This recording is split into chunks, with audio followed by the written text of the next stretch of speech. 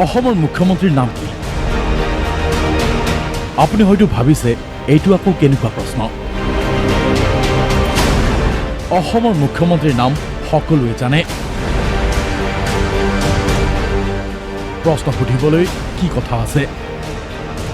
পিছে ৰাজ্যৰ একাংশ বিজেপিৰ পালি নেতাই হয়তো নাজানে অসমৰ মুখ্যমন্ত্ৰীৰ নাম।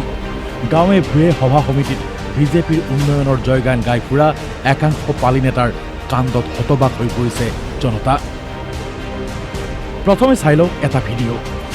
আমাৰ অসমৰ মাননীয় মুখ্যমন্ত্ৰী জয়ন্ত বৰুৱা ডাঙৰীয়াৰ কাৰণে এটা জোৰে এটাই হাত চাপৰি বজাই দিয়ক। আমাৰ অসমৰ মাননীয় মুখ্যমন্ত্ৰী জয়ন্ত বৰুৱা ডাঙৰীয়াৰ কাৰণে এটা জোৰে এটাই হাত চাপৰি বজাই দিয়ক।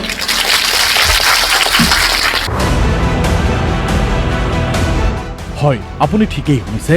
জনসভাত বিজেপিৰ জয়গান গাবলৈ গৈ এজন নেতাৰ মন্তব্য এনেধৰণৰ। এইজন দক্ষিণ কামৰূপ জিলাৰ বিজেপিৰ সভাপতি অঞ্জন গোস্বামী। দক্ষিণ কামৰূপৰ ছয়গাঁও আৰু বকোসম জিলাত উদ্বোধনী অনুষ্ঠানত জিলা সভাপতিৰ ভাষণ হৈছে এনেধৰণৰ। শ্ৰেষ্ঠ 5খন ৰাজ্য হিচাপে প্ৰতিপন্ন কৰাৰ কাৰণে দিনে ৰাতিয়ে কাম কৰি আছে। তাৰ কাৰণে আমাৰ অসমৰ মাননীয় মুখ্যমন্ত্ৰী জয়ন্ত বৰুৱা ডাঙৰীয়াৰ কাৰণে এটা জোৰে এটাই হাত চাপৰি বজাই দিয়ক। ধন্যবাদ। সভাখনত উপস্থিত আছিল মন্ত্ৰী জয়ন্ত বৰুৱা। মোবাইল চাই থকা মন্ত্ৰী ডাঙৰীয়াই জিলা সভাপতিৰ ভাষণলৈ গুৰুত্বই নিদিলে।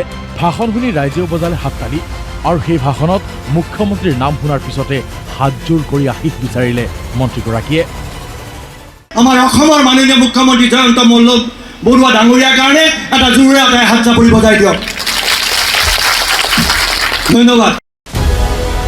হয়তো বিজেপিত একাংশ নেতা সমৰ্থকে বিচাৰিছে মুখ্যমন্ত্ৰী সলনি হোৱাটো, আৰু সেইবাবে হয়তো ভাষণৰ মাজতে ওলাই গৈছে সত্যতা। এইবাৰ চাওক আন এটা দৃশ্য। পলাশবাৰী সমজিলাত মন্ত্ৰী চন্দ্ৰমোহন পাটোৱাৰীয়ে উদ্বোধন কৰা অনুষ্ঠানত দক্ষিণ কামৰূপ জিলা সভাপতি অঞ্জন গোস্বামী। এইবাৰ সভাত বিধানসভা নিৰ্বাচনৰ হৈ ভোট বিচাৰিলে জিলা সভাপতিয়ে।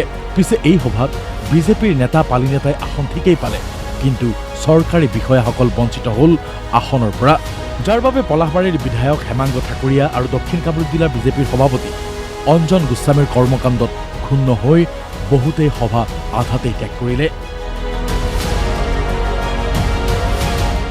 মিৰ্জাৰ পৰা গিৰীন্দ্ৰ কলিতাৰ ৰিপৰ্ট, DY365।